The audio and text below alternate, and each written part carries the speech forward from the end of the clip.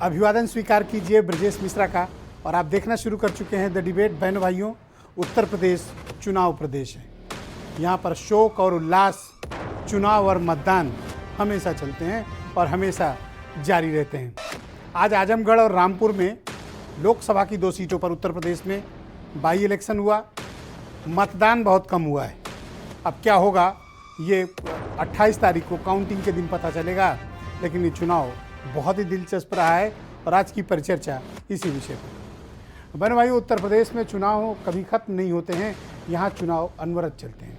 जैसे शादी विवाह, जीना मरना, शोक उल्लास चलता है, वैसे हमारे प्रदेश में चुनाव चलते हैं, कभी खत्म ही नहीं होते। एक खत्म हुआ दूसरा शुरू, दूसरा खत्म हुआ तीसरा चालू, और तीसरा खत्म नहीं हो पाता तब तक चौथा सिर पे आ जाता है। उत्तर प्रदेश में आज बाई इलेक्शन की वोटिंग हुई।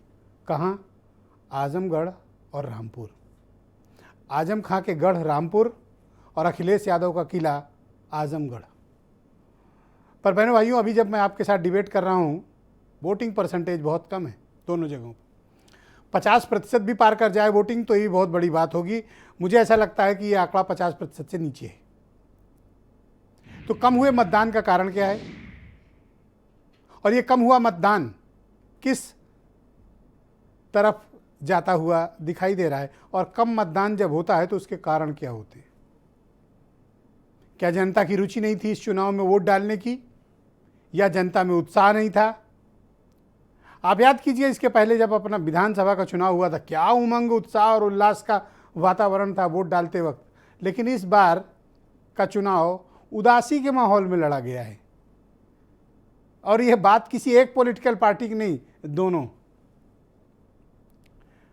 बाइपोलर इलेक्शन है इस बार भी, कोई दो राय नहीं है, कोई कंफ्यूजन भी नहीं होना चाहिए। इस बार भी भाजपा और समाजवादी पार्टी ही आमने सामने हैं। बीएसपी ने भले ही आजमगढ़ से गुड्डू जमाली को उतारना हो, लेकिन गुड्डू जमाली कोई बहुत करिश्मा दिखा पाएंगे, इस पर संदेह है। ये पहले भी बाइपोलर था, इस बार भी बाइपोलर है, तो जीतेगा कौन? समाजवादी पार्टी की प्रतिष्ठा दांव पर है। सबसे ज़्यादा स्टेक समाजवादी पार्टी की है, क्योंकि उनकी पार्टी के नंबर 1 और नंबर 2 की छोड़ी हुई सीट है। नंबर 1 अखिलेश यादव की सीट आजमगढ़, जिसे उन्होंने लोकसभा की सीट को छोड़ा। ये सीट जीतना समाजवादी पार्टी के लिए जान जीतने से ज़्यादा जरूरी है। अगर ये सीट समाजवादी पार्टी के हाथ से फिसली तो लोकसभा विधानसभा चुनाव की हार के बाद ये दूसरा झटका ना लग जाए। ये सीट जीतने से ज़्यादा इज्जत वाली बात है, और पॉलिटिकली सरवाइव करने के लिए समाजवादी पार्टी को ये सीट जीतना उनके लिए आवश्यक है। इन दोनों सीटों पर खास बात यह कि बीजेपी के पास खोने के लिए कुछ नहीं है। वो तब भी हारे थे जब लहर थी, वो तब भी हारे थे जब सुनामी थी। लिहाजा आजमगढ़ और रामपुर में खोने को कुछ खास नहीं है बीजेपी के पास, और पाने को दोनों सीट हैं। अब चलिए रामपुर। आजम खां की जिंदगी का सबसे महत्वपूर्ण चुनाव है, कोई माने या ना माने। जेल में बिताए गए 2 साल के हिसाब किताब का चुनाव है, कोई माने या ना माने।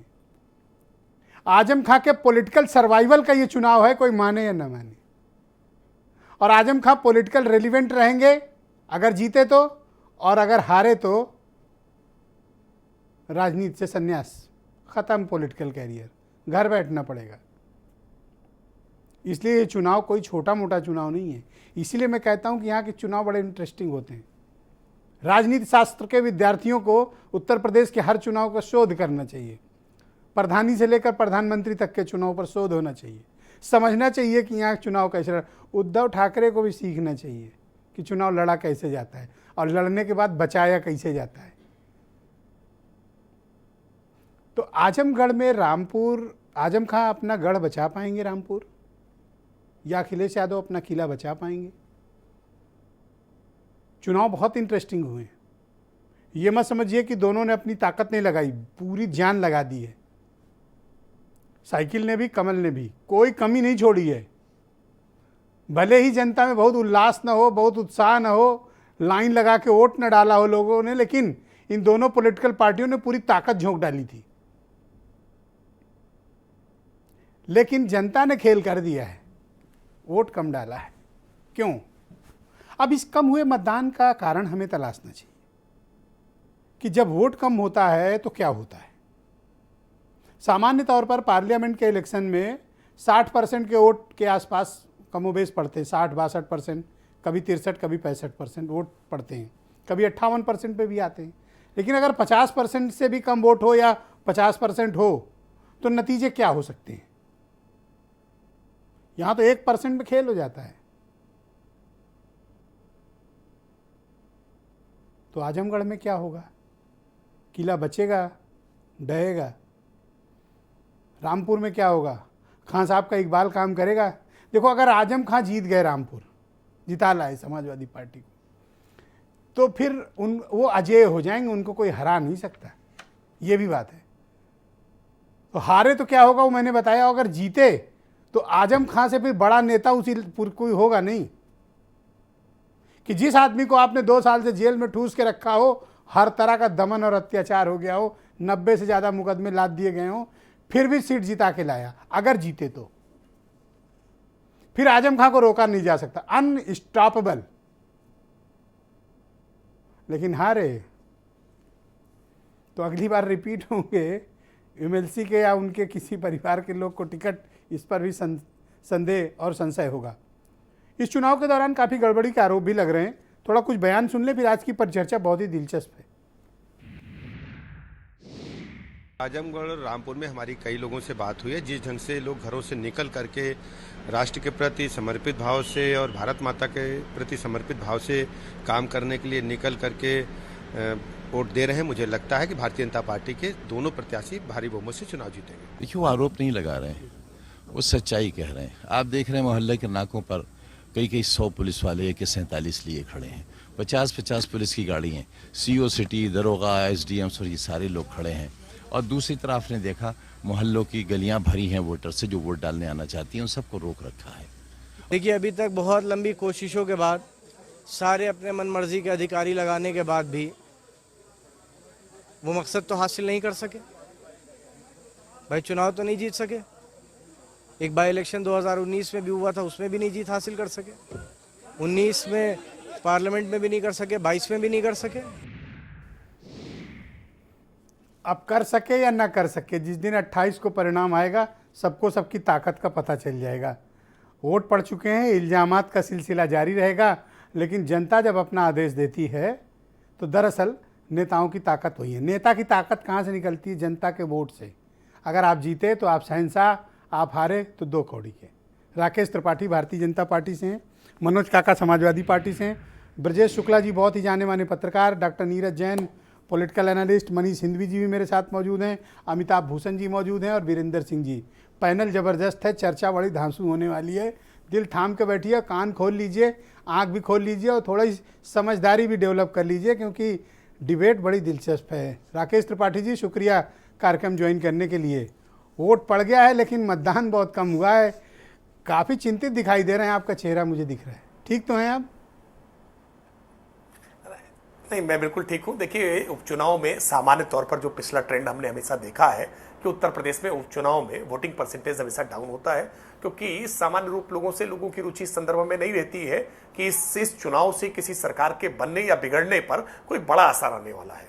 इसलिए पॉलिटिकल मोबिलाइजेशन जो लोग करते हैं, वहां राजनीतिक तौर पर कार्यकर्ता संपर्क संवाद करके वोट निकालने की प्रक्रिया करते हैं, लेकिन जो स्वतः स्फूर्त अपने आप से घरों से निकल करके वोट डालने लोग जाते हैं, उनके अंदर कुछ कमी आती है और इस कारण से वोटिंग परसेंटेज डाउन हो रहा है। वोटिंग परसेंटेज का डाउन होना निश्चित तौर पर एक राजनीतिक दल के कार्यकर्ता के नाते मेरे जैसे लोगों के लिए चिंता का विषय बनता है। हमारा प्रयास ये लगातार रहता है कि वोटिंग परसेंटेज बढ़े, और वोटिंग परसेंटेज बढ़ने से सबसे ज्यादा लाभ भारतीय जनता पार्टी को होता है। वोटिंग परसेंटेज डाउन होता है तो निश्चित तौर पर इस बात की चिंता स्पीच से ऐसा क्यों लग रहा है कि आपने गिव अप कर दिया ये चुनाव? नहीं, बिल्कुल नहीं गिव अप किया है। मैंने कहा ना कि वोटिंग परसेंटेज डाउन होने से भारतीय जनता पार्टी और किसी भी राजनीतिक दल को निश्चित तौर पर चिंतित होना चाहिए। लोकतंत्र में जितनी ज्यादा से ज्यादा हिस्सेदारी होगी राजनीतिक दलों के लिए, उतने ज्यादा उत्साह के अवसर बनते हैं। राजनीतिक दल के काम यही है कि जनता को मोबिलाइज करके पॉलिटिकल पार्टी के वर्कर जाकर के लोगों को आग्रह करके बूथों तक ले आएं और बूथों तक ला करके अपनी पसंद का वोट डलवाने के लिए आग्रह करें। अगर इस काम में असफल होते हैं, वोटिंग परसेंटेज कम होता है, तो निश्चित तौर पर राजनीतिक दल के हर कार्यकर्ता को इस वोटिंग परसेंटेज से निराश होना चाहिए। भारतीय लेकिन जनता हम पार्टी आश्वस्त को हैं कि हर कहाँ बूथ पर चूक कमल लग का रही फूल है खिल कि रहा है। वोटिंग परसेंटेज कम हुआ? बीजेपी को क्या ऐसा लग रहा है? नहीं, जैसे एक कारण तो मैंने बताया कि इस चुनाव में उपचुनाव जो होते हैं, इन उपचुनावों से सरकार के गठन पर किसी प्रकार का कोई असर नहीं हो रहा होता है। लोकसभा का उपचुनाव हो या विधानसभा का उपचुनाव हो, उपचुनाव से सरकारें नहीं बनती बिगड़ती हैं, इसलिए एक बड़ी संख्या में वोटर इससे अपने आप को अलग कर लेता है। दूसरा, मौसम भी प्रतिकूल है इस समय, गर्मी अपने चरम पर है। गर्मी के ऐसे मौसम में लोगों का घर से बाहर निकल करके लाइनों तक पहुंचना ये एक अपने बात आप में कठिन बताओ, होता अगर है। आजम मुझे खान लगता है कि जीत इसके गए कुछ स्थानीय रामपुर, कारण इस प्रकार से समाजवादी बन के आते हैं। पार्टी जीत गई रामपुर, तो फिर अब आपको आजम खान को सम्मानित करना पड़ेगा है। वो अनस्टॉपेबल हो जाएंगे फिर। नहीं, देखिए, अगर वो जीत जाते हैं तो जनता उनको सम्मान दे देगी, लेकिन जीत जाएंगे ये कल्पना आप कर सकते हैं। भारतीय जनता पार्टी के कार्यकर्ता के तौर पर मैं इस बात की बिल्कुल कल्पना भी नहीं कर रहा हूं। हम पूरी तरह से आश्वस्त हैं। भारतीय जनता पार्टी का कमल का फूल 2014 की तरह ही रामपुर में फिर खिलने जा रहा है और रामपुर की जनता ने इस बार मन बना लिया है कि भारतीय जनता पार्टी में अपना मत डाल करके योगी आदित्यनाथ जी के कार्यकाल पर, रामपुर में ही नरेंद्र मोदी खिलेगा? जी के कार्यकाल पर आजमगढ़ का नाम आप लेना ही नहीं चाहते हो, क्या बात है? नहीं, आजमगढ़ का हम तो नाम ले रहे हैं। हम आजमगढ़ में चुनाव प्रचार भी पूरी मजबूती से किए हैं। ये सवाल अभी मनोज काका जी से पूछिएगा कि अखिलेश यादव जी आजमगढ़ क्यों नहीं गए, क्यों आजमगढ़ जाने से उनको डर लग रहा था। और आजमगढ़ का जब चुनाव प्रचार चल रहा था तब वो वाराणसी के वरुणा नदी की 2015 की एक पुरानी फोटो ट्वीट कर रहे थे। यानी जिन नजरें आजमगढ़ पर होनी चाहिए कि साइकिल ओझल हुई जा रही है, और नजरें आजमगढ़ बनारस पर रख रहे थे। जब चुनाव हार जाते हैं तो फिर कहते हैं कि ईवीएम में टेम्परिंग हो गई है। ऑलराइट, मनोज काका समाजवादी पार्टी के प्रवक्ता मेरे साथ मौजूद है। ये बढ़ी हुई दाढ़ी, उतरा हुआ चेहरा, ये कुछ कहानी और बता रहा है।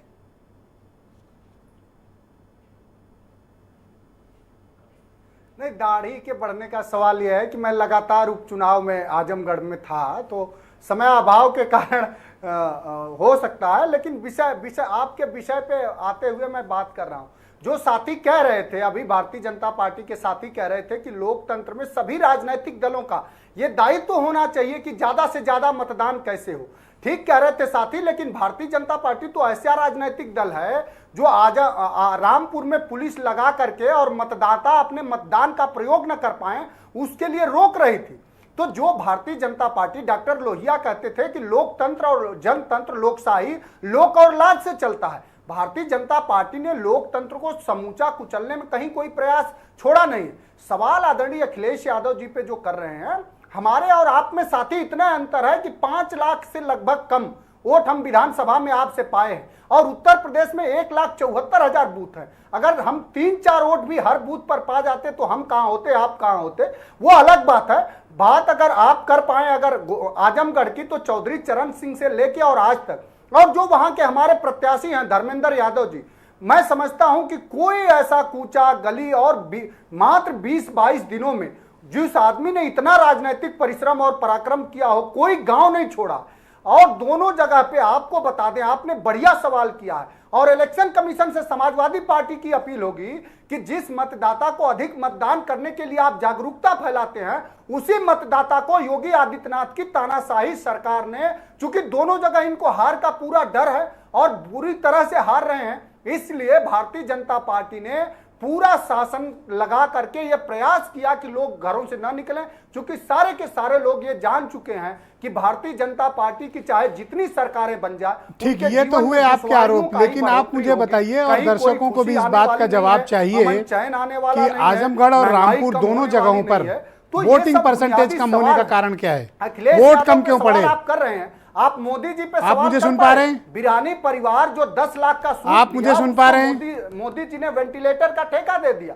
एक सूट सिलने वाले आप मुझे सुन पा रहे हैं? काल में वेंटिलेटर का ठेका दिया गया और जिन अस्पतालों में और मेरा प्रश्न है आपसे कि क्या कारण है, अस्पतालों में वेंटिलेटर दिया गया, क्या कारण है कि वोटिंग परसेंटेज कम हुआ? मर गए। वेंटिलेटर किसी और दिन बात करेंगे, आज बताओ वोटिंग कम क्यों पड़ी? जी, वोटिंग कम क्यों हुई? अरे आपने तस्वीरें देखी नहीं साहब, आप तो बहुत जनवादी, आपका मंच और आप खुद हैं, पूरे देश जानता है।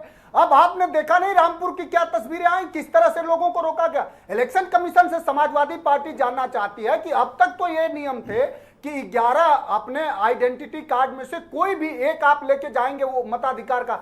रामपुर में ये किया गया कि दो मताधिकार के लिए आपको 2 आईडी लानी पड़ेगी। और वहीं आप अगर आप बात कर लें, अगर मुबारकपुर में बात कर लें, सगड़ी में बात कर लें, आजमगढ़ में, गोपालपुर में, तो एसएचओ लगा करके और हमारे कार्यकर्ताओं को नोटिस दी गई।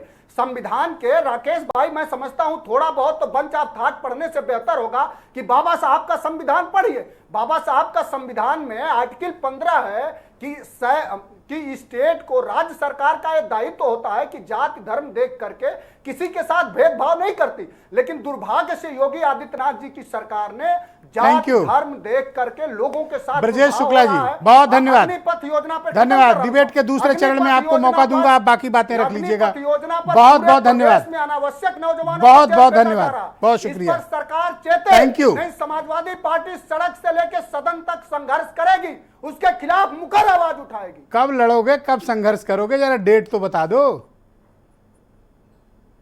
ये अनवरत चलता रहता है, अनवरत। ओके, थैंक यू, आपने थैंक यू। हमेशा देखा हमारे अच्छा, जरा नेता शुक्ला जी को रोज बोल सड़क लेने से दो सदन भाई। पर संघर्ष कर रहे हैं। Thank you. लेकिन अब कुछ जो अब जो मीडिया सिर्फ विज्ञापनों के भरोसे चलता है, उसे दुर्भाग्य है कि अखिलेश यादव की तस्वीरें नहीं दिखती हैं। हालांकि ये आरोप आप पर नहीं है, आपका मंच ने हमेशा दिखाया। Thank you, Akhilesh ji? बहुत नहीं, शुक्रिया। गए क्या अखिलेश जी? अरे thank you. No Rakesh ji, तस्वीर किसने नो नहीं क्रॉस दिखाई? क्वेश्चनिंग आज तक प्लीज। गए नहीं। आपको दूसरे चरण में मैं पूरा मौका अरे दूंगा, आप अखिलेश एक दूसरे से जी, मुखातिब अभी- होइएगा। अभी- ब्रजेश अभी- शुक्ला जी बोलेंगे। Akhilesh thank you Manoj ji, Akhilesh thank you के लिए पूरे मनोज देश जी, में शुक्रिया। जितने समाजवादी पार्टी है, देखो आप दोनों सारे बेहतरीन अखिलेश, प्रवक्ता आप हो, यही मुझे नहीं लगता है आप दोनों को हमारे संयम और यहाँ शिष्टाचार आपकी का तरफ तानाशाही नहीं पालन चलती करना है। चाहिए। Thank you, Samajwadi thank party you, का एक-एक कार्यकर्ता thank you, Akhilesh thank Yadav. You, thank you. Brajesh Shukla ji, Azamgarh और रामपुर दोनों जगह पर वोटिंग कम हुई है और दोनों जगह के चुनाव बड़े इंटरेस्टिंग हैं। समाजवादी पार्टी के सब कुछ दांव पे है, नंबर 1 का भी, नंबर 2 वालों का भी, सबका भी। बीजेपी किसी कीमत पे ये सीट हथियाना चाहती है ताकि वो मैसेज दे पाए कि हम तुक्के से नहीं जीते हैं चुनाव, पूरी ताकत है, ग्राउंड पर हमारी फोर्स मजबूत है। आपका क्या आकलन और अनुमान कहता है आजमगढ़ और रामपुर को लेकर?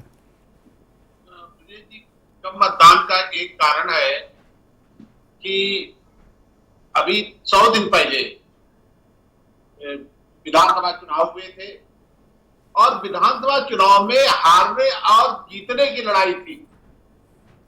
एक तरफ जिताने वाले थे और एक तरफ हराने वाले थे। इसीलिए आप चुनाव को उत्सव की तरह देख रहे थे, हमें भी लग रहा था, लेकिन इसमें बहुत बड़ा अंतर आ गया है। अब ये दोनों, एक तो एक भावना भर गई है कि दोनों सीटें समाजवादी पार्टी को लगता है कि दोनों सीटों में कभी भी वो हारे नहीं है, वो लगातार चुनाव जीतते रहे हैं, दोनों उनके गढ़ हैं। मोदी लहर में भी उन्हें नहीं हराया जा सका। अब तो वो उत्साह भी नहीं हुआ और ये राजनीतिक दल वो उत्साह पैदा नहीं भी कर पाए। लेकिन इसमें बहुत कुछ दांव में है। 2024 का जो संदेश है इसी चुनाव से निकल के जाएगा। क्या आजमगढ़ में बसपा के जवानी अपने वोटों में कुछ बढ़ोतरी कर पाएंगे या कोई चमत्कार कर पाएंगे? जो ये बसपा ये सोच रही है कि हम जो है इस चुनाव में सफलता पा करके एक मजबूत विकल्प की तरह फिर से उभर आएंगे, क्या ऐसा होगा? मुझे नहीं लगता ऐसा। अरे गुड्डू पिंटू भी चुनाव मैदान में है, ये लोग कुछ कर पाएंगे? नहीं, देखिए कुल लड़ाई जो है वहां तो रामपुर में तो खुली लड़ाई है, रामपुर में खुली लड़ाई है। और मुझे लगता है कि समाजवादी पार्टी का वो मजबूत इसलिए किला मैं मानता हूं कि 3 ऐसे निर्वाचन क्षेत्र, रामपुर, चमरौली, स्वार टाडा, जहां मुस्लिम बहुत ज्यादा हैं और मुस्लिम मतदाता वहां इतना ज्यादा है कि उसका कोई फर्क नहीं पड़ता, नवाब खासदार का कोई असर नहीं है। दूसरी चीज ये है कि पिछले अभी कुछ ही दिन, 100 दिन पहले जो चुनाव हुए थे, पर ब्रजेश जी मुझे एक चीज के बड़ा अच्छा लगा, बड़ी गंदी गंदी बातें करते हैं ये लोग चुनाव के दौरान। अब ये देखिए, पता नहीं मतलब राकेश जी सुनते कैसे हैं, मतलब ये नवाब साहब और आजम खां बहुत गंदी गंदी बातें करते हैं, नहीं नहीं करते नहीं, मैं बताऊं आपको, बहुत ही मतलब ये जो फुहाड़ है बातें हैं। नहीं फुहड़ बातें दोनों तरफ से होती हैं। नवाब अभी जब वो जेल से बाहर आ गए, मतलब कान में शीशा चला जाए इस टाइप का, पिघला हाँ, शीशा टाइप। नहीं जब वो बाहर आ गए तो आजम भी जमकर बोले, और वो उनकी पीड़ा थी क्योंकि वो लंबे समय तक जेल में रहे थे। उसके बाद जो नवाब खानदान के नहीं, पर्सनल शौक पे बड़ी टिप्पणियां हुई, तो मतलब वो बड़ी व्यथित करने वाली थी। ये आज की बात नहीं है, रामपुर की कहानी दूसरी है जी। रामपुर में ये लगातार होता रहा है, और रामपुर में ये अनवरत जो नवाब खानदान और आजम के बीच इसी को लेकर लड़ाई शुरू हुई थी। ये एक दूसरे के खिलाफ जबरदस्त टिप्पणी करते रहे हैं, और आप देखिए कि जो आजम बोलते रहे हैं, आजम का एक स्वभाव है। अच्छा, एक बात बताइए कि अगर आजम खां ये सीट जीतने में कामयाब होंगे तो मैंने जो कहा कि वो फिर अनस्टॉपेबल हो जाएंगे, ये बात ठीक होगी? नहीं उसका श्रेय आजम को जाएगा पूरा।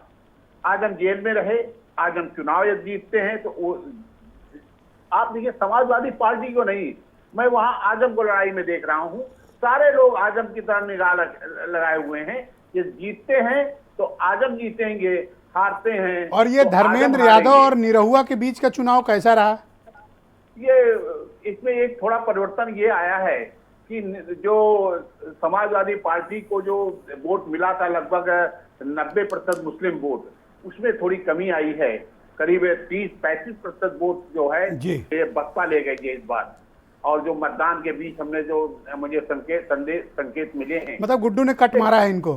हाँ, काफी कट मारा है। अब ये कितना मारा है, क्या वो निर्णायक स्थिति पहुंच जाएंगे? और दूसरी एक और बीजेपी के लिए भी एक खतरनाक खबर है कि वो जो दलित वोट जो एक हिस्सा चला आया था भाजपा के साथ, वो भी गुड्डू जमाली के साथ चला गया है।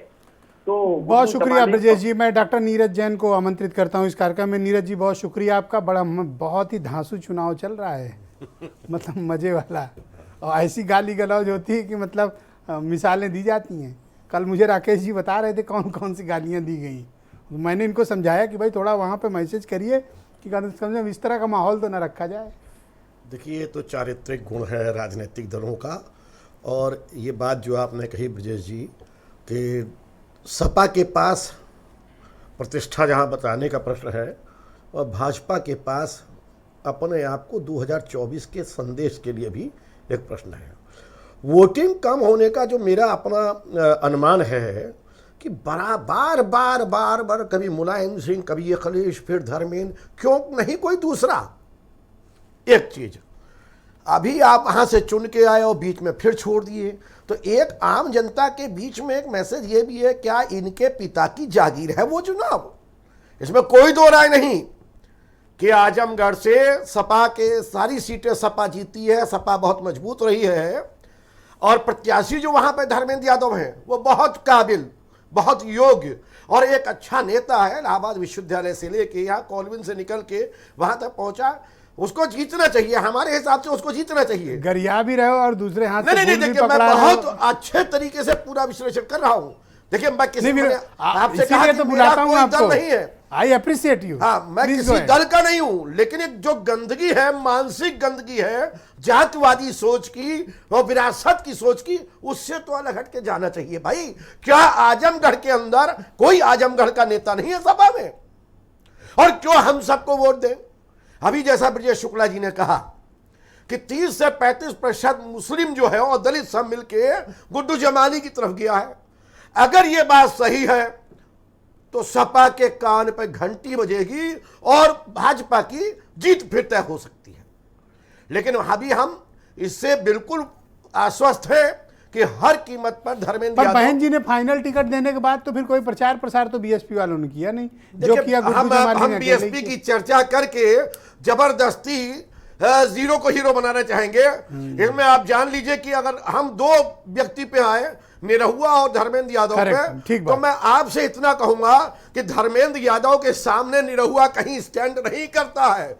एक बात जान लीजिएगा, अगर आपको इन लोगों को चुनाव लड़ाना ही है, अरे आपके पास राज्यसभा की 12 सीटें हैं, नॉमिनेट कर दीजिए कलाकारों को, विधान परिषद में नॉमिनेट कर दीजिए। ये लोग जो है सेलिब्रिटी है, इनका कोई योगदान उस शहर के निर्माण में आज तक रहा ही नहीं। अजहरुद्दीन को मुरादाबाद से ले लीजिए और गोविंदा तक पहुंच जाइए आप, और सचिन तेंदुलकर बिठा दिए गए राज्यसभा में, और आप यहां तक देख लीजिए कि हेमा मालिनी मथुरा तक देख लीजिए। नीरज भाई, क्या सबको गरियाने का मन बना क्या है? नहीं, हम आपको बिल्कुल स्पष्ट बता रहे हैं ब्रजेश जी। सवाल यह है कि अगर आपको यही करना है, जो व्यक्ति 2 रुपए के मोबाइल के रिचार्ज पर, जो सबसे कम है और किसी भी प्लेटफॉर्म पे देखा जा सकता है, अरे भाई उसको जनता की सेवा करने क्यों दे रहे हो? वो फिर आएगा, गाना गाएगा और फिर आपको 1 लाख रुपए लेके ले जाएगा। जन सेवक चाहिए, और जन सेवक के नाते सिर्फ और सिर्फ धर्मेंद्र यादव, क्योंकि मैं पर्सनली उसको जानता हूं, वो डिजर्व करता है, वो जीते।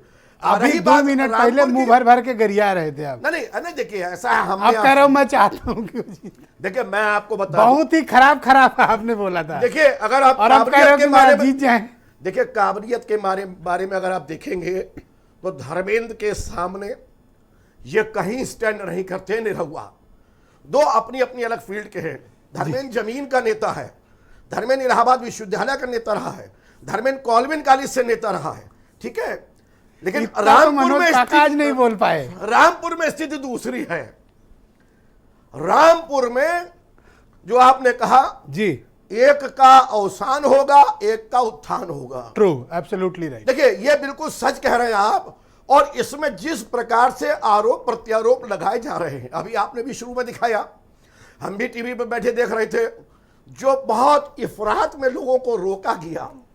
देखिए वोटिंग, देखिए मेरा मानना, या तो आजम खान शहंशाह बनेंगे इस चुनाव के बाद, और या फिर सीतापुर जाएंगे। सर ये बात आपकी बहुत इसमें दम है, लेकिन एक बात बता दें आपको, हाथी मरा हुआ भी सवा शेर का होता है, 1.25 लाख का हाथी होता है, ये बात सही है। भाजपा वहां पर रामपुर में अपर हेड पर है, लेकिन आजमगढ़ में लोअर हेड पे है। जी थैंक यू। मैं दिल्ली रुक करता हूं। डॉक्टर अमिताभ भूषण जी मेरे साथ जुड़े हुए। अमिताभ जी बहुत शुक्रिया और धन्यवाद। बड़े रोचक प्रसंग आज चल रहा है उत्तर प्रदेश में चुनाव, और यहाँ का चुनाव तो हमेशा उत्साह और उल्लास से भरा हुआ होता है और बड़ा मज़ेदार होता है, बड़ा इंटरेस्टिंग होता है। मतलब इस पर रिसर्च होनी चाहिए। आपका आकलन क्या कहता है आजमगढ़ और रामपुर को लेकर? हालांकि वोटिंग कम हुई है। जी निश्चित तौर पर, और मुझे लगता है सबसे पहले अगर रामपुर की बात करें तो मुझे लगता है कि रामपुर में शायद बीजेपी के लिए स्थिति ज़्यादा अनुकूल है, क्योंकि अंडर टेबल बीएसपी के साथ से ही हम वहाँ बीजेपी चुनाव लड़ रही है, ऐसा मैं मानता हूँ, क्योंकि बीएसपी ने अपना कैंडिडेट नहीं दिया है, और इसकी वजह से मुझे लगता है कि बीजेपी को वहाँ लाभ होगा। आजमगढ़ का जहाँ तक मामला है, आजमगढ़ में मुझे लगता है जिस बात का जिक्र अभी जैन साहब भी कर रहे थे कि जो व्यक्तित्व की लड़ाई है, पहले अगर व्यक्तित्व पर आए तो निरहुआ और सपा कैंडिडेट में जाहिर तौर पर सपा कैंडिडेट उनसे बड़े दिखते हैं, और सक्रियता सदन के भीतर और संसदीय क्षेत्र में जो प्रतिनिधि का व्यवहार होना चाहिए उस सब को लेकर के अगर हम देखें तो जहां तक गुड्डू जमाली का फैक्टर है, तो गुड्डू जमाली विधानसभा भी लड़े थे और विधानसभा में चुनाव हार गए थे, तो लोकसभा में वो बहुत कमाल कर लेंगे और मुस्लिम वोट एक तरफा वो पूरा वोट बैंक ले लेंगे, ऐसा मुझे नहीं लगता है। क्योंकि मेरा ये मानना है जमाली को अपने बारे में गलतफहमी हो गई है कि वो बहुत बड़े नेता हैं आजमगढ़ के। हालांकि वो बिल्डर हैं, पूर्वांचल बिल्डर के मालिक हैं, लेकिन उनको गलतफहमी है कि वो बहुत बड़े नेता हैं। हाँ, तो उस पर भी मैं आ रहा था कि मुझे ये लगता है आजमगढ़ में कि धर्मेंद्र यादव के लिए हैं फ्लैट और बनेंगे सांसद, ठीक बताइए है। और जी मैं सुन नहीं पाया, दोबारा से एक बार। नहीं कोई बात नहीं, आप बोलें क्या कह रहे थे। और नीरज भाई कुछ कहे थे, उनकी बात मैंने दोहराई। गाना बेच रहा है, कोई फ्लैट बेच रहा है, अब राजनीति ऐसे ही हो क्या कह रहे हैं? कोई गाना बेच रहा है, कोई फ्लैट बेच रहा है। Correct, okay. रामपुर में गाली बिक रही है, सही कह रहे हैं जी। तो आजमगढ़ की परिस्थिति तो कल मुझे भेजा राकेश त्रिपाठी ने व्हाट्सएप पे, बहुत ही खराब बात बोले आप अमिताभ जी। जी आजमगढ़ की परिस्थिति में ब्रजेश जी मेरा यह मानना है कि अभी भी धर्मेंद्र यादव की स्थिति वहां बेहतर है। भले उत्साह नहीं है मतदाताओं में, वोटिंग प्रतिशत दोनों ही जगह कम है आजमगढ़ और रामपुर में, लेकिन एक बात बहुत साफ है, वोटर को पता है कि कौन विरोध में है, कौन समर्थन में। वोटर भी तबके में बटा हुआ है बहुत साफ तौर पर। और ऐसे में हाल के पूरे घटनाक्रम को आप देखेंगे, ज्ञानवापी से शुरू करिए और उसके असर को अगर आप इस चुनाव में लेके आइए तो उससे भी बहुत साफ तौर पर जाहिर होता है कि क्या मुस्लिम वोटर किस तरफ जाएंगे, यादव वोटर कितने गोलबंद होंगे या नहीं होंगे, राजभर वोटर कहां जाएंगे। जिस मुद्दे को चाहे उस मुद्दे को हवा दे दे। दलित अब लोग भूल गए कि ज्ञानवापी का कोई मुद्दा भी है, क्योंकि मीडिया दिखाई नहीं रहा खबर। जिस दिन मीडिया शुरू कर देगा लोगों को, फिर ज्ञानवापी याद आ जाएगा। नहीं, उस मुद्दे के कारण एक तबके का पूरा आक्रोश देश भर में दिखा, बल्कि दुनिया के कई देशों में उसका असर हुआ। और जी अमिताभ भाई, शुक्रिया आपका। मैं डिबेट के दूसरे चरण में आपकी बाकी बातों को सम्मिलित करने का प्रयास करूंगा। डिबेट को आगे बढ़ाते हैं। मनीष सिंधवी जी मेरे साथ मौजूद हैं, जाने माने पॉलिटिकल एनालिस्ट हैं। भाई मनीष जी, आजमगढ़ और रामपुर में मामला तो कुछ फंसा हुआ लग रहा है, वोट कम पड़े हैं। जो आप इतनी सारी बातें यहाँ हो रही है, इसमें एक और बात मैं जोड़ना चाहूंगा। मनोरंजन क्या गाना कौन सा बेच रहे थे नीरज भाई? ये सब गाना ही बेच रहे हैं, कोई भी गाना। अरे फ्लैट वाला भी है। फ्लैट है, गाना है, आपने उसमें गाली जोड़ दी। ये नथिंग इज न्यू, ये इनका सबका। मैंने थोड़ी ने जोड़ी, राकेश जी बता रहे थे, मैंने कोई क्रिएट किया। बोलिए आप मनीष जी। सबसे महत्वपूर्ण होगा, क्योंकि ये दोनों सीटें मुस्लिम बाहुल्य हैं, सबसे इंपॉर्टेंट होगा मुस्लिम वोट किधर जा रहा है। देखिए अभी जो 100 दिन पहले चुनाव हुआ, उसमें ये एकजुट होकर पूरी तरीके से लगभग 90% के आसपास वोट चला गया था सपा में, और ये मान लिया गया था कि ये एकदम हाइट है कि जितना मुस्लिम वोट दे सकता था सपा को, उसने दे दिया। उसके बाद से एक चर्चा शुरू हुई, और मुझे लगता है कई बार इस पर बात भी हुई कि मुसलमानों में कहीं ना कहीं थोड़ी असंतुष्टि का भाव, थोड़ा रोष का भाव भी था समाजवादी पार्टी को लेकर कि भाई हमारे मुद्दों को उठा रहे हैं। और आप देखिएगा कि बाद में उसको कंपनसेशन, आजम खान की बात जिस तरह से मानी गई, चाहे वो राज्यसभा वाली सीटों का मसला रहा हो, चाहे मिल्सी की सीटों का मसला रहा हो, तो कहीं ना कहीं अखिलेश यादव अपने पुराने कॉम्बिनेशन पर भी वापस आते हुए दिख रहे हैं, जो MY का कॉम्बिनेशन है उनका।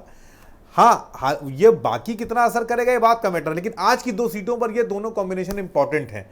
और अगर ये जो वोट परसेंटेज कम हुआ है, अब देखिए पोलराइजेशन का सारा खेल है, हम लोग माने और चाहे ना माने। हिंदू कम निकला तो सपा जीती, मुस्लिम कम निकला तो भाजपा जीती। इस बात को कहने में शायद उतना अच्छा ना लगता हो, लेकिन सच सबसे बड़ा यही है। तो सब अगर वॉच करना है तो सिर्फ मुस्लिम वोटरों को वॉच करना है कि वो कहां जा रहे हैं। वो निकला तो अगर वो निकला और एकजुट हुआ तो फिर सपा जीत गई, फिर कोई रोक नहीं पाएगा। तो आपको क्या लगता है कि कम वोटिंग का कारण क्या है? बाई इलेक्शंस हमेशा से उत्साह नहीं है, या फिर मतलब कोई और बात है? नहीं, कोई बाई इलेक्शंस वैसे भी बहुत ज़्यादा उत्साह क्रिएट नहीं करते हैं, उत्साह कम रहता है बाई इलेक्शंस में। हमेशा एक जो वोटिंग परसेंटेज रहता है वो कम ही रहता है। कभी भी देखिए बाई इलेक्शंस को, ये बाई इलेक्शन बहुत इंपॉर्टेंट है। 2024 नहीं, मैं इस बात को समझता हूँ, इज्जत वाली बात है, इसको आप नकार नहीं कर, इज्जत वाली बात है, प्रतिष्ठा। बीरेन जी भी आ गए डिबेट में। भाई बीरेन जी, क्या माहौल है आजमगढ़ और रामपुर में? अब जब वोटिंग हो गई है तो क्या आपका आकलन कहता है आजमगढ़ रामपुर में क्या हुआ? वोटिंग कम हुई और काफ़ी कुछ टर्बुलेंस रहा चुनाव के दौरान, तो क्या माहौल है रामपुर और आजमगढ़ में? बिल्कुल, देखिए वोटिंग जो है वो 50% के अंदर ही रहनी है। 40-45% पहुंच जाए तो ये बड़ी बात होगी। लोग वोट देने भी कम निकले, और पुलिस ने इतनी अच्छी सख्ती की कि अब की पैरामिलिट्री फोर्स को भी उसने फेल कर दिया कि जो वोट डालने में निकला है उसको भी कुछ प्रसाद दे ही दिया। तो एक तो इतना चौकन्नी पुलिस पहले कभी नहीं रही चुनाव में जितना इस बार थी। देखिए, इन दोनों चुनाव परिणामों से कोई देश की सियासत में बहुत फर्क नहीं आएगा। फ़र्क इतना है कि दोनों सपा की सीटें हैं। पिछली बार सपा और बसपा मिलकर लड़ी थी, तब जीते थे। अब अगर समाजवादी पार्टी जीतती है तो बीजेपी का कुछ जाएगा नहीं, और अगर बीजेपी जीतती है तो ये साफ है कि 2024 के लिए मैदान उत्तर प्रदेश में खुल गया है, और बीजेपी उसको सरपट दौड़ना चाहेगी। योगी पार्ट 2 की जो सरकार आई है उसकी ये पहली चुनावी परीक्षा है, 3 महीने हुए करीब। तो इसलिए योगी के लिए ये चुनाव बड़ी अहमियत रखते हैं। वो दोनों जगह प्रचार करने भी गए। वो चाहते हैं कि रामपुर में आजम खां का किला ढहा दिया जाए, आजमगढ़ में जहां बीजेपी का खाता नहीं खुला विधानसभा में, वहां भी जीता जाए, कोशिश है। लेकिन अखिलेश यादव चुनाव प्रचार में नहीं गए। अखिलेश अपने पार्टी के राष्ट्रीय अध्यक्ष हैं, या तो वो कॉन्फिडेंट हैं कि वो जीत जाएगी उनकी दोनों सीटें, या वो बेफिक्र हैं कि जीते चाहे हारे, हमको आम चुनाव लड़ना है। अच्छा, कैंडिडेट धर्मेंद्र यादव से बढ़िया तो वो दे नहीं सकते थे, और कोई था भी नहीं इनके पास। और बीजेपी ने पहले भी निरहुआ को दिया था, अब की फिर निरहुआ है। और गाना उसका इतना चर्चित तगड़ा रहा है, गाना तो गाया, एक टिकट तो बनता है भाई। अब ये नीरज जी चाहे जितना विरोध करें, देखिए टिकट गाना बढ़िया तो मस्त गाया रवि था। किशन को भी दिया। गाना तो बहुत चर्चित है, भोजपुरी में लोग बहुत पसंद करते हैं। निरहुआ सटल रहे, बड़ा नहीं, ये चर्चित वाला रहा। नहीं था वीरेंद्र जी, कोई है और ना? गाना था। कुल मिला के ये वाला नहीं था। गठबंधन जीता था। मायावती ने मुस्लिम प्रत्याशी दिया गुड्डू जमाली के रूप में। बीजेपी के लिए वैसे चांदी दे दी, लॉटरी लगा दी, रास्ता खोल दिया कि जाओ भाई, जो कुछ थोड़ा बहुत बचा है, अगर हाथ चला पैर चला के जीत सकते हो जीत लो। जितना वोट गुड्डू जमाली काटेंगे वो समाजवादी पार्टी काटेंगे। मतलब जो बचा नींबू निचोड़ लो, अंतिम बूंद। हाँ, अंतिम बूंद ही थी। अब इसके बाद जमाली भी तो मायावती ने निकाल दिया था, कोई लड़ने वाला मिला नहीं, तो फिर अब दोबारा उनको लाया। और उनको भी शौक है, उनको तो कोई ना, राजनीतिक आदमी को तो चुनाव लड़ने को मिला ये है। नीरज जी को इतना इतराज क्यों है कि गाना गाने वाले और फ्लैट बेचने वाले चुनाव लड़ रहे हैं? जैन साहब 25वीं सालगिरह मनाने जा रहे हैं, उत्साह में हैं, और शादी अभी की? भी एकदम यंग हैं वो। ओके। तो जैन साहब के पास ऊर्जा भरपूर है, और वो अनुभव भी जानते हैं। लखनऊ विश्वविद्यालय के सब छात्र नेताओं के साथ रहते हैं, तो उनको तो पता है कि ऊर्जा के साथ रहना है। ओके। ब्रजेश जी, इस चुनाव में वोटों का ध्रुवीकरण हुआ। जब वोट कम पड़ता है तो बीजेपी की धड़कनें बढ़ती हैं।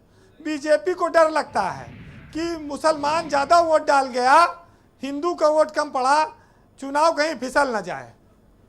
आजम खां लगातार ललकारते रहे, वो जेल से 2 साल बाद छूटे हैं, वो सहानुभूति का वोट चाहते हैं। उन्होंने कहा हमको सताया जाता रहा, तमाम सारी बातें उन्होंने कही हैं। इस पर भी लोगों को ध्यान देना पड़ेगा। लेकिन आजमगढ़, जिसे आतंकगढ़ कहते हैं, जिसे आर्यमगढ़ कहा गया, बना देंगे तो अच्छा, भाई योगी जी बीजेपी बोल के आए कि इसका नाम बदल देंगे आर्यमगढ़, इसका कोई इम्पैक्ट है? देखिए, चमत्कार की कोशिश में है बीजेपी, और हिंदू मुस्लिम के बीच सीधा चुनाव हो रहा है। तो जो दौर चल रहा है उसमें अगर धर्म के साथ पैसे की मिलावट हो जाए तो चुनाव जीता जा सकता है। तो हो सकता है कि सुविधाओं पर तमाम सारी चीज़ें बिकती रही हैं, और जनता के लिए भी देखिए मौका, अगर जनता तो चाहती कि चुनाव 2-2 साल पे हो। कैसे भाई, एक तरफ राशन पानी मिल रहा है, अगर नकदीकरण भी मिलता रहा है समय समय पर, तो अच्छी खासी आमदनी होगी। काम करने की जरूरत क्या है? बेच लो। बेच लीजिए। मुलायम कांसीराम का एक जमाना था, जब इन्होंने मिले थे तो ये भाजपा को हरा दिए थे। एक उन्होंने संघर्ष से पार्टी बनाई थी। अब वो बीजेपी के सामने टक्कर देने की स्थिति में दोनों पार्टियां नहीं हैं। बीजेपी एक बहुत बड़ा जहाज बन चुकी है, डेडिकेटेड वोट हैं।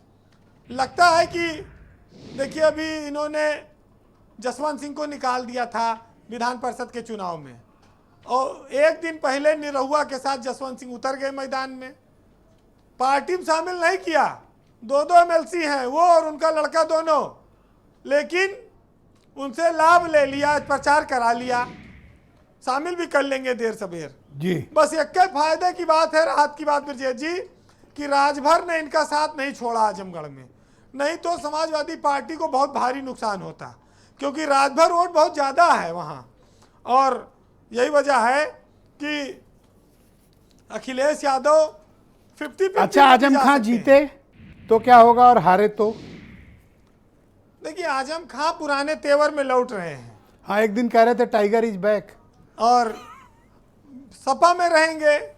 हार जीत तो अलग बात है। आजम खां के परिवार का तो कोई लड़ नहीं रहा, उनका मित्र है, लड़ रहे हैं, पार्टी के वो लोग हैं।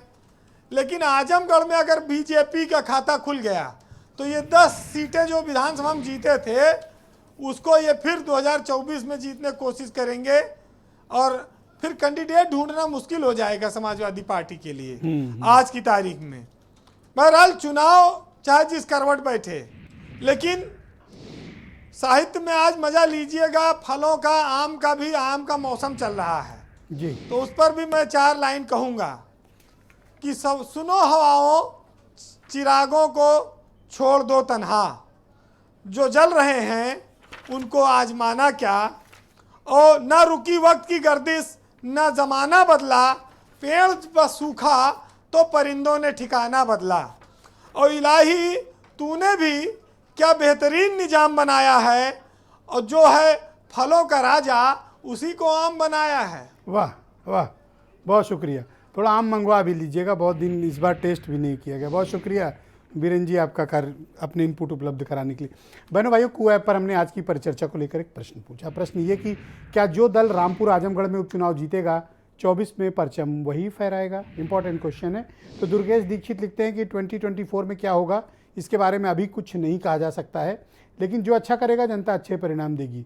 उमेश यादव लिखते हैं कि उपचुनाव में जो दो दल दोनों सीट जीतेगा उसके लिए 24 में अच्छा संदेश जाएगा और 24 में सफलता भी मिलेगी। राकेश त्रिपाठी भारतीय जनता पार्टी के प्रवक्ता हैं। राकेश जी, क्या ये चुनाव सेमीफाइनल है 2024 का? नहीं, मैं ऐसा नहीं मानता हूं। देखिए, हर चुनाव के अपने कारण होते हैं, अपने स्थानीय समीकरण होते हैं और अपने उसकी तात्कालिक परिस्थितियों के आधार पर उसके निर्णय होते हैं। लेकिन ये बात सही है कि भारतीय जनता पार्टी एक हर चुनाव को एक चुनौती मान करके पूरी ताकत के साथ, पूरी शिद्दत के साथ, पूरी योजना के साथ लड़ने का काम करती है। अभी मैंने पूछा आपसे पहले भी कि मनोज काका जी से पूछा जाना चाहिए कि क्यों अखिलेश यादव जी नहीं गए। क्या यही अहंकार लगातार उनकी पार्टी की लगातार पराजय जो हो रही है उसका कारण नहीं बन रहा है? आप रामपुर के उपचुनाव में नहीं जाते हैं, आप आजमगढ़ के उपचुनाव में नहीं जाते हैं, और अभी यू आर वरीड कि अखिलेश यादव नहीं जानते हैं। एक minute Manoj ji please wait, Manoj ji please wait, Manoj ji please wait. Akhilesh Yadav जाएं या न जाएं, राकेश त्रिपाठी को इतनी फिक्र क्यों है?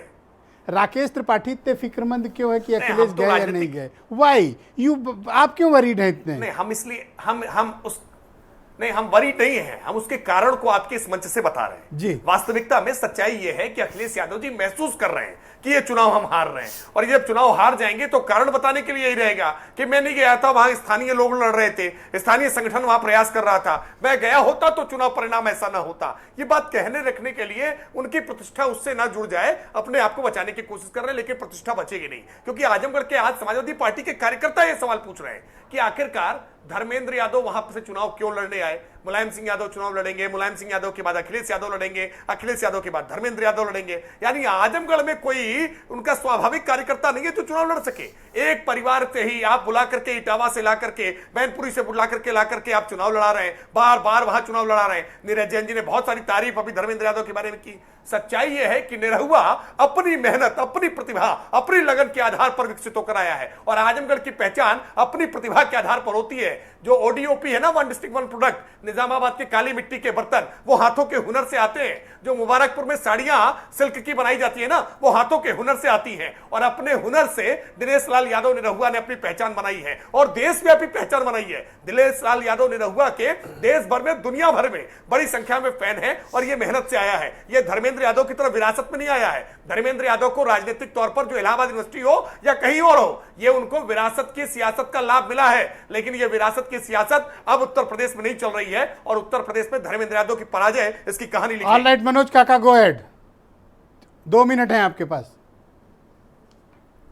विरासत की सियासत पे इतना बोल रहे हैं। विरासत, मैं पूछना चाहूंगा कि पंकज सिंह किस विरासत के सियासत के फलीभूत है? मैं पूछना चाहूंगा कि भारतीय जनता पार्टी में 1 से लेके 100-150 मेंबर ऑफ पार्लियामेंट है, वो किसके विरासत के सियासत के सबूत है? मैं पूछना चाहूंगा कि योगी आदित्यनाथ जी जो सूबे के मुख्यमंत्री हैं वो किसकी विरासत के सियासत के फलीभूत है? आप अपने गिरेबान में झांकने के बजाय सवाल यह है कि अखिलेश यादव इसलिए भारतीय जनता पार्टी को गढ़ते हैं कि पूरे देश में जब अखिलेश यादव ये सवाल खड़ा करते हैं कि आपकी तो इतनी सरकारें हैं, आप क्यों नहीं जातिगत जनगणना करा दे रहे हैं, जब उत्तर प्रदेश में वो सवाल खड़ा करते हैं कि क्यों आप फौज का भी सैन्यीकरण कर रहे हैं, आप क्यों जो फौज जो फौज इस देश में राष्ट्र सेवा के लिए समर्पित नौजवानों को गोली खाने वाले लोगों का समूह है, उसका क्यों आप उद्योगीकरण कर रहे हैं? क्यों 4 साल में लोगों को रिटायरमेंट देना चाहते हैं? अपने 75 साल तक देश के प्रधानमंत्री रहना चाहते हैं और देश के नौजवानों को, गरीबों के, किसानों के घरों से निकले हुए नौजवानों को 4 साल का झुनझुना थमा रहे हैं। तो इसलिए अखिलेश यादव जी आपको, और वन डिस्ट्रिक्ट वन प्रोडक्ट की आपने बात करा। मैं जिस डिस्ट्रिक्ट का हूं, चंदौली, जानते हैं यहां का वन डिस्ट्रिक्ट वन प्रोडक्ट आपका क्या है? आपको शायद पता नहीं होगा, काला नमक है। और अभी 500 कुंटल काला नमक, 5,000 कुंटल चंदौली जनपद में रखा है। एक आदमी लेने वाला नहीं है, किसान कर्ज से मरने को मजबूर है। तो आपका ये इनका सवाल ये है, अखिलेश यादव बाई इलेक्शन के प्रचार में क्यों नहीं गए? आप इस बारे में उत्तर दीजिए। अरे मैं आपसे कह रहा हूं कि ये कोई सामंतियों की पार्टी नहीं है। समाजवादी पार्टी समता और संपन्नता का जो इसकी विचारधारा, एक एक वर्कर हमारा समाजवादी पार्टी का अखिलेश यादव है। हमारे यहाँ कोई संघ से कोई नैरेटिव नहीं तय होता है। समाजवादी पार्टी के नीचे के कार्यकर्ता तय करते हैं कि हमारा शीर्ष नेतृत्व क्या होगा। इतना हमारे यहाँ परिवार के साथ ही है, हमारे यहाँ बची हुई। आप क्या बात कर रहे हैं? परिवारवादी इतने पार्टी को साधारण बताने घरों के से परिवार के हुए नौजवान हैं थैंक यू। उत्तर प्रदेश में, उनको सदन में भेजने का किसी राजनीतिक दल ने प्रयास किया होगा तो मैं समझता हूं कि अखिलेश यादव तो कम वोटिंग परसेंटेज के बाद भी आपका अपना अनुमान क्या है? जीत पाओगे? आपको बहुत विनम्रता से आपके मंच को समाजवादी पार्टी दोनों सीटों पर एक बड़े बहुमत और बड़े अंतर से जीतेगी और आप फिर आगे भी रहेंगे। प्रत्यक्ष को प्रमाण की कोई आवश्यकता नहीं होती है। और आने वाले लोकसभा थैंक यू ब्रजेश शुक्ला जी, शुक्रिया आपका। अपनी जो गलतियां 22 में हुई हैं उस पर हम रोज रचनात्मक सुधार कर रहे हैं। समाजवादी पार्टी उत्तर प्रदेश में सबसे बड़ी पार्टी बन के उभरेगी। पर संघर्ष वाली डेट नहीं बताई आपने। संघर्ष तो अनवरत चल रहा है। अब वही मैंने आपको बताया तो कि कुछ लोग पेड न्यूज चलाते हैं, हालांकि आपका मंच नहीं है। अब जब मैं संघर्ष की मीडिया ही चला, अखिलेश यादव की थैंक यू ब्रजेश शुक्ला जी हुए तस्वीर देखा कि नहीं? आपने बताया चंदौली में एक बेटी के लिए संघर्ष किसने किया? सिद्धार्थनगर में एक युवा के मां को गोली मारी गई, किसने संघर्ष किया? ललितपुर में किसने संघर्ष किया? रामपुर में किसने संघर्ष किया? पूरे उत्तर प्रदेश में। और अभी आज तक आपके माध्यम से पूछना चाह रहे हैं कि चंदौली में बेटियों के कातिल को अरेस्ट क्यों नहीं किया गया? अभी तक वो खुलेआम घूम रहे हैं। सिद्धार्थनगर में क्या हुआ? तो जब सरकार थैंक यू ब्रजेश शुक्ला जी हो, सरकारी ब्रजेश शुक्ला जी, आजमगढ़ और रामपुर को लेकर आपका आकलन, अब जब वोटिंग खत्म हो चुकी है, आप क्या दर्शकों के साथ शेयर करना चाहेंगे? वास्तव में यहाँ लड़ाई बड़ी कांटे की है, कहना कठिन है। लेकिन एक बात मैं निश्चित रूप से कह सकता हूँ आजमगढ़ के लिए कि पिछले यदि विधानसभा चुनाव को देखा जाए तो उसके मुकाबले बसपा का इम्प्रूवमेंट है वहां पर। लेकिन बसपा चुनाव जीतेगी ये नहीं कह सकते। और ये जो है लड़ाई कहीं ज्यादा, अखिलेश यादव जब चुनाव लड़े थे उससे कहीं ज्यादा मजबूत लड़ाई इन दोनों दलों ने लड़ी है, बीजेपी और बसपा ने वहां पर आजमगढ़ में। और जहां तक रामपुर की बात है, रामपुर में एक अजीब एक नया समीकरण बना है। वो समीकरण ये है कि मुस्लिम वोट मजबूती के साथ आजम के पीछे खड़ा हुआ है, लेकिन दलित वोटों का एक बड़ा हिस्सा बीजेपी के साथ भी गया है। इससे यह अंदाज लग सकता है कि जो मजबूत गढ़ है उसमें कहीं न कहीं दरार आई है। लेकिन ये दरार जीत हार का मार्जिन छोटा होगा या बड़ा होगा, ये कहना कठिन है।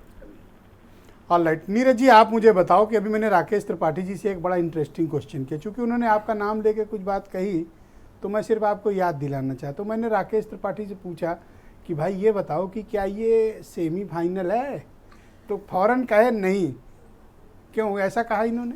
देखिए एक बात आप जान लीजिए, अगर ये कह देते हैं हाँ सेमीफाइनल तो इनका क्या चला जाता है? नहीं ऐसा है। देखिए वो एक बहुत बड़ी राष्ट्रीय पार्टी के प्रवक्ता हैं, हमारे अनुज भरात हैं, बहुत प्रिय हैं हमारे। नहीं मैं कोई आपका उनका झगड़ा नहीं लगा रहा, मैं केवल बता रहा हूँ। झगड़ा मेरा किसी से भी नहीं है और जब होता है तो मुझे किसी से डर भी नहीं रहता है कि मैं बहुत सबल सक्षम व्यक्ति हूँ।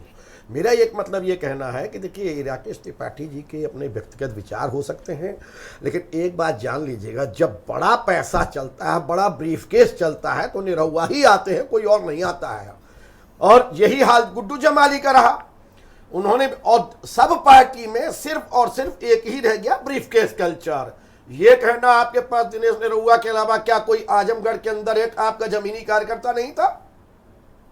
एक दूसरा, ये पीड़ा अखिलेश गए कि नहीं गए वहां पर, ये उनका व्यक्तिगत मामला है।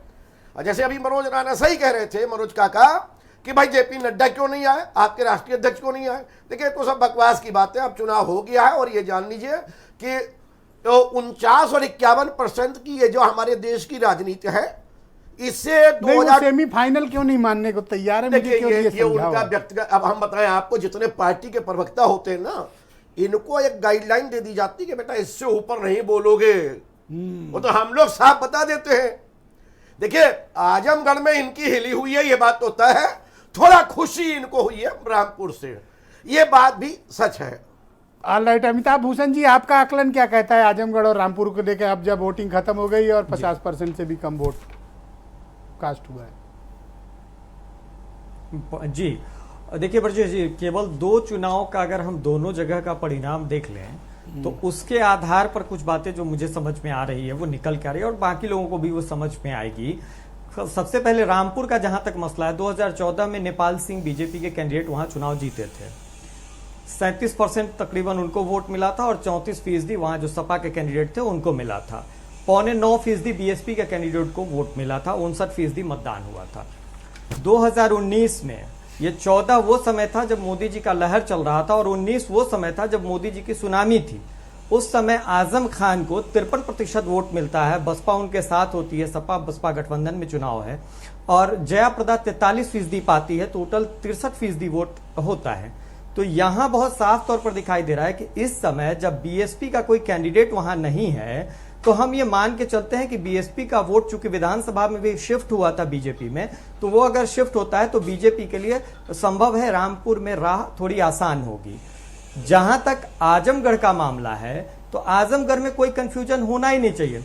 2014 में जब मुलायम सिंह यादव वहां चुनाव लड़े तो वो 36% वोट पाते हैं और 27% गुड्डू जमाली को मिलता है, 29% रमाकांत को मिलता है।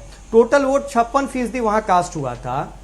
2019 में आप देखेंगे तो 35% वोट निरहुआ पाते हैं और 60% वोट उस समय अखिलेश यादव पाते हैं। रिकॉर्ड मार्जिन के साथ जीते थे। 60% वोट अखिलेश यादव, जहां सुनामी में मोदी जी की सुनामी के समय जो 60% वोट वो पाते हैं, तो इस समय तो उस तरीके की कोई सुनामी नहीं है। और क्या निरहुआ अपने 35% को बढ़ा करके 45-50 तक ले जाएंगे, वो भी तब जब मत प्रतिशत कम है। ऑलराइट, मनीष जी आपका आकलन क्या कहता है? और एक आखिरी बात, अगर आप केवल कास्ट कॉम्बिनेशन को जोड़ लें। जी यस, कंप्लीट करें अमिताभ जी। यादव मुस्लिम राजभर जी, यादव मुस्लिम राजभर, केवल इस 3 वोट बैंक को ही अगर जोड़ के देख लें तो आजमगढ़ में कोई कंफ्यूजन ही नहीं है। ओके, मनीष सिंधवी जी गो अहेड, आपका आकलन।